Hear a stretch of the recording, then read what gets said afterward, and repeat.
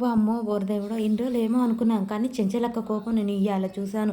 చంపేస్తా అన్నప్పుడైతే నా ప్రాణాలు పోయినవి. అప్పుడే నాకు అదురు అనిపించింది అని చెప్పేసి ఇక చలపతి మాట్లాడుతూ ఉంటాడు. అవును. అవును. లేకపోతే ఈ మన ఇంటి మనుషుల్ని అన్నిడన్నా అంత కోపం రాలేదు.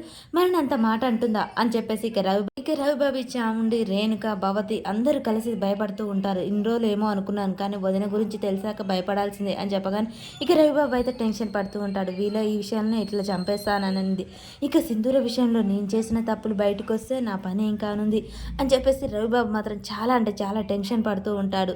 ఇక చాముండి మాత్రం ఇన్ని రోజులు జరిగింది వేరు, ఇక మీదట వేరు. మనం ఏదో సింధూర మీద చిన్న చిన్న తప్పులు కాయిస్తే కోపం పెంచుకొని వెలగొడుతుంది అని భ్రమపడ్డాం. కానీ ఈరోజు చెంచలమ్మ అత్త మనసులో ఉన్న నిజమేంటనేది మనకు తెలిసింది.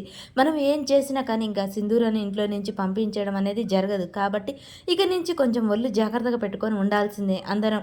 లేకపోతే ప్రాణాలు కత్తితో గొడ్డలతో కాదు, గొంతు నిలిమి చంపేస్తుంది అని చెప్పగానే రఘు టెన్షన్ పడుతూ పక్కకు వెళ్తాడు. ఏమంటే తన ఫోన్ తీసి విజయమ్మకైతే ఫోన్ చేస్తూ ఉంటాడు. విజయమ్మకు ఫోన్ చేసి మీరు చెప్పినంత ఈజీ కాదండి ఇక్కడ జరగటం, నా వల్ల కాదు మీరు చెప్పిన పని చేయటం అని చెప్పేసి రఘుబాబు టెన్షన్ పడుతూ ఫోన్ చేస్తూ ఉంటాడు విజయమ్మకు.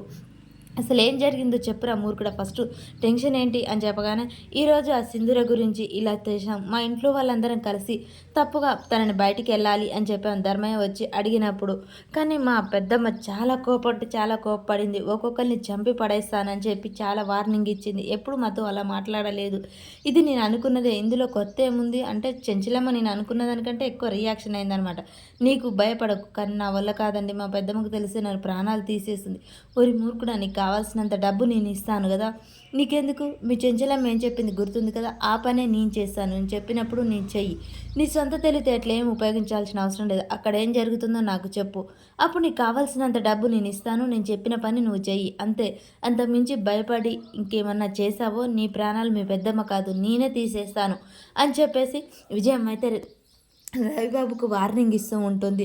రవిబాబు అది కాదండి, అది కాదు అని చెప్పేసి బ్రతిమలాడుతూ ఉంటాడు. ఇంకా నువ్వేం నాకు చెప్పొద్దు, నేను చెప్పింది నువ్వు సాయంత్రం డబ్బు పంపిస్తాను అని చెప్పేసి ఫోన్ కట్ చేస్తూ ఉంటుంది. రవిబాబు కూడా ఫోన్ కట్ చేసి ఇటు తిరగగానే ఒక్కసారిగా షాక్ అయి నిలబడతాడు రవిబాబు. ఇక విజయమ్మ కూడా తన భర్త వినడంతో అలాగే సైలెంట్గా చూస్తూ ఉంటుంది. నా భార్య ఎంతో గొప్పది, ఎంతో తల వంచింది, చాలా ధైర్యవంతురాలు అని అనుకున్నాను. కానీ చెంచలమ్మ మీద గెలవడానికి ఇలా చేస్తావా? ఇంత అడ్డదారిలో దొంగదారిలో నీచమైన పని చేస్తావా విజయమ్మ? నువ్వు ఇదేనా నేను కోరుకున్న విజయమ్మ? ఇది కాదు, నేను ఊహించుకున్న విజయమ్మ ఇది కాదు. ఇలాంటిది నువ్వు చెంచలమ్మ విషయంలో ఇంత నీచంగా ప్రవర్తిస్తావా అని చెప్పేసి తన భర్త అయితే నిలదీస్తాడు విజయమ్మని. ఏంటండి నీచం? నాకు గెలవటం ముఖ్యం, అది ఎలా గెలిచాను అన్నది కాదు, నాకు ఆ చెంచలమ్మ మీద గెలవటమే ముఖ్యం. అయినా నేను చేసిన తప్పేముంది? ఆ చెంచలమ్మ కోడల్ని తన దగ్గర బందీగా ఉంది, తనను విడిపించి తనకు మళ్ళీ పెళ్లి చేయాలనుకుంటున్నాను. అందులో తప్పు ఏం లేదే, అది మంచే కదా. వాళ్ళ నాన్న కోరుకుంది కూడా అదే, నేను చేయాల్సింది కూడా అదే. ఒక ఊరు పెద్దగా అది నా బాధ్యత. కాకపోతే ఆ చెంచలమ్మని గెలవటం నాకు ముఖ్యం కాబట్టి ఇలా వెళ్ళాను. కానీ ఆ అమ్మాయి సింధూర జీవితాన్ని మాత్రం నేను అస్సలు పాడు చేయను. తనని బయటికి తీసుకొచ్చి తనకు మరో పెళ్లి చేయాల్సిందే. మీరు ఏ పేరైనా పెట్టుకోండి, నాకేం భయం లేదు, నాకేం అభ్యంతరం లేదు అని చెప్పేసి విజయమ్మ తన భర్తతో ఖచ్చితంగా మాట్లాడుతూ ఉంటుంది. ఈ మాటలు వినగానే విజయమ్మ భర్త చాలా షాక్ అవుతూ ఉంటాడు. విజయమ్మ నువ్వు చాలా మారిపోయావు అని చెప్పేసి విజయమ్మ గురించి అయితే మాట్లాడుతూ బాధపడి అక్కడి నుంచి అయితే వెళ్ళిపోతూ ఉంటాడు. విజయమ్మలో ఏమాత్రం వెరుకు లేకుండా అలాగే నిలబడి ఉంటుంది. ఇక చాముండి రవిబాబు మాటలు వినగానే షాక్ అవుతుంది. నువ్వా? ఇంకా నేను పెద్దమ్మ వచ్చిందేమని భయపడ్డాను.